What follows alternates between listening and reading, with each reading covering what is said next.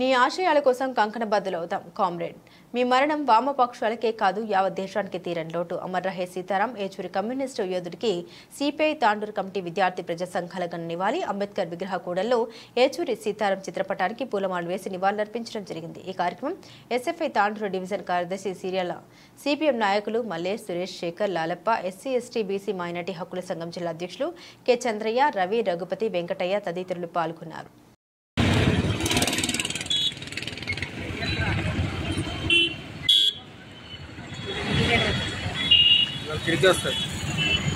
నిన్న 3 గంటలకు CPM party జాతీయ కార్యదర్శి సీతారాం ఏచూరి గారు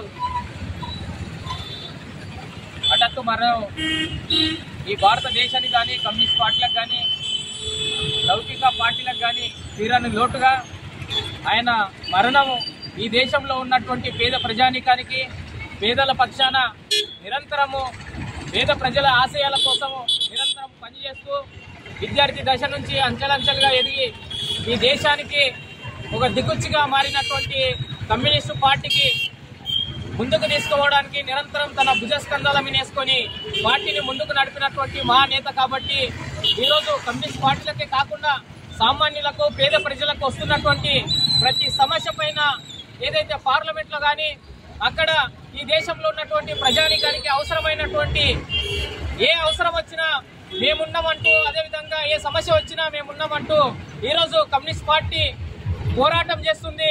దానికి ఒక సెక్రటరీగా జాతీయ స్థాయిలో అనేక ఉద్యమాలు పోరాటాలు నడిపి ఉపాధి హామీ చట్టంలో తీసుకురావడానికి కీలకంగా కృషి చేసినటువంటి మా మేధావి ఏదైతే సీతారాం ఏచూరి గారు, అదేవిధంగా ఈ దేశంలో పేదల పక్షాన నిరంతరము మన పేదల గొంతుగా ప్రశ్నిస్తూ పార్లమెంట్ లో అనేక చట్టాలు తీసుకురావడానికి కానీ, ఈరోజు అడవి చట్టం కానీ, గిరిజనులకు ఉపాధి కావాల్సినటువంటి చట్టాలు కానీ, నిరుద్యోగుల చట్టాలు కానీ, అదేవిధంగా నిరుద్యోగులకు ఉపాధి కానీ ఈ దేశంలో ఉన్నటువంటి ప్రభుత్వాలు అంటే పెడదోరగా పోతుంటే దాన్ని నిలువరించడానికి కానీ, అదేవిధంగా కనీసం పేదలందరికీ విద్యా వైద్యం ఉచితంగా కల్పించాలని చెప్తూ అనేక ఉద్యమాలు పోరాటాలు నడిపినటువంటి మా మేధావి. కాబట్టి ఆయన ఈ దేశానికి రాష్ట్రానికి అనేక సేవలు అనేక ఏదైతే సూచనలు చేసినటువంటి మా మేధావిగా ఈరోజు కమ్యూనిస్ట్ పార్టీలోనే అతి ఎక్కువ కాలంగా అదేవిధంగా 3 సంవత్సరాలుగా ఏదైతే జాతీయ కార్యదర్శిగా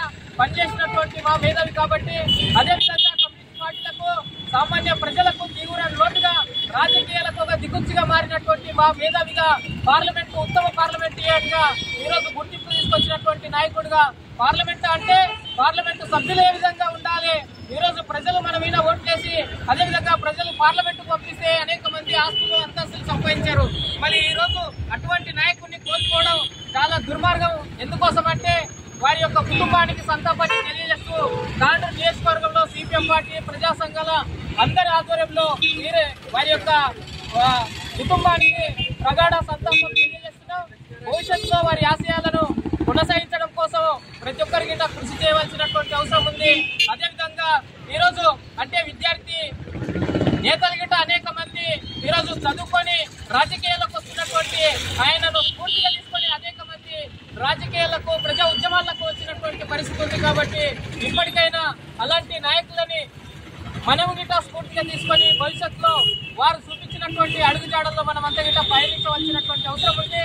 ఈరోజు సీతారాం ఏచూరి గారు దేశంలోనే ఒక యువతారగా కోల్పోయినటువంటి చీకటి రోజుగా భావిస్తున్నటువంటి పరిస్థితి ఉంది. విప్లవ పార్టీలకు కానీ లౌకిక పార్టీలకు కానీ ఈరోజు ఒక మార్గదర్శకాన్ని కోల్పోయినటువంటి పరిస్థితి ఉంది. కాబట్టి అందుకోసం మనం అందరం గిట్ట చాలా అంటే బాధాకరమైనటువంటి విషయం. ఎందుకోసం అంటే ఈ దేశంలో ఉన్నటువంటి ప్రతి పేదోడు గొంతుకై పార్లమెంట్ లో వినిపించినటువంటి మా నాయకుడు ఈరోజు సిపిఎం పార్టీ ఆల్ ఇండియా కార్యదర్శి డాక్టర్ సీతారాం ఏచూరి గారి మరణం చాలా బాధాకరం. అందులో భాగంగా సిపిఎం పార్టీ అదేవిధంగా ప్రజా సంఘాల ఆధ్వర్యంలో సీతారాం ఏచూరి గారి చిత్రపటానికి నివాళులర్పిస్తూ పూలమాల వేసి నివాళులర్పించడం జరిగింది. సీతారాం ఏచూరి గారు చిన్నతనం నుండి ఎస్ఎఫ్ఐ ఉద్యోగం నుంచి పార్టీలో సభ్యత్వం తీసుకొని ఆ రోజు నుంచి ఈ రోజు వరకు విద్యార్థుల దశ నుండి అనేక పోరాటాలు నిర్వహించి విద్యార్థుల సమస్యలుగా ఆ తర్వాత కాలంలో క్రమేణా అభివృద్ధి చెందుతూ సిపిఎం పార్టీ మెంబర్షిప్ తీసుకుని ఆ విధంగా సిపిఎం పార్టీలో చేరిన తర్వాత పేద ప్రజలు బడుగు బలహీన వర్గాల కోసం అనేక ఉద్యమాలు నడిపినటువంటి మహోన్నత వ్యక్తి సీతారాం యేచూరి గారు. ఆయన పార్లమెంటేరియన్గా పార్లమెంట్ సభ్యులుగా ఎన్నికైన తర్వాత UPA-1 గవర్నమెంట్లో CPM పార్టీ మెజార్టీ ఉన్నటువంటి పరిస్థితుల్లో ఆ రోజు ఎదుర్కొన్న సమస్యల మీద ప్రజలు వలసజీవులుగా ఇతర ప్రాంతాలకు వలసల్లోని ఉద్దేశంతో ఆ రోజు పార్లమెంట్లో తన గొంతుకను వినిపించి గ్రామీణ ఉపాధి హామీ చట్టాన్ని తేవడంలో సీతారాం యేచూరి గారు చాలా కీలకంగా పనిచేసినటువంటి వ్యక్తి సీతారాం యేచూరి గారు.